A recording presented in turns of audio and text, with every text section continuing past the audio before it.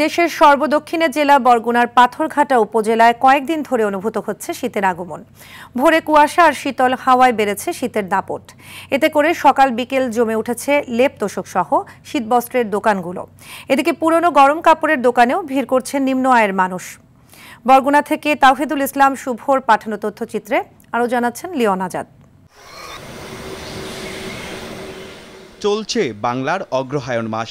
এখন থেকে প্রায় ৩ মাস থাকবে শীতের আমেজ। এরই মধ্যে ঘন কুয়াশায় ঢাকা পড়ছে দক্ষিণের জেলা বরগুনা পাথরঘাটা উপজেলা। কয়েকদিন ধরেই রাতে ও ভোরে দেখা দিচ্ছে হালকা কুয়াশা, বাড়ছে শীতের আমেজ।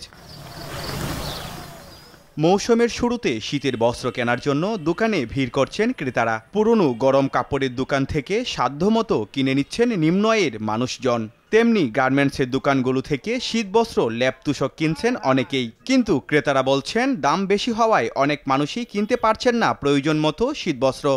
শীত মোটামুটি ভালোই যা পড়ছে, কিন্তু আমি পোশাক দিয়ে কিনতে আসছি। কিছু কিছু দোকানে নতুন নতুন মাল উঠাইছে, তারা শীতের মাল, দাম একটু বাড়ছে। পুরুদমে শীত জেঁকে বসলে এবং জালে মাছ ধরা পড়লে ব্যবসা জমজমাট হবে বলে আশা করছেন বিক্রেতারা। নদীতে মাছ থাকলে আমাদের বেচা কিনে ভালো হয়, মাছ না থাকলে আমাদের বেচা কিনে হয় না। পাথরঘাটা যে আশানুরূপ বেচা কিনে থাকার কথা, এই জায়গা মাছের উপর নির্ভরশীল। বর্তমানে একটু কম, শীত কম, ওই জন্যে সামনে আশা করি ভালো বেচা কিনে হইবে। দক্ষিণের এই অঞ্চলে নেমে আসে আগাম শীত। নদীতে মাছ মিললেই জুটে শীতের পোশাক। এভাবেই টিকে থাকে বরগুনার পাথরঘাটার নদী নির্ভর মানুষগুলো। শীত নিবারণে জেলেদের পাশে এগিয়ে আসার অনুরোধ সংশ্লিষ্টদের। লিওন আজাদ, RTV।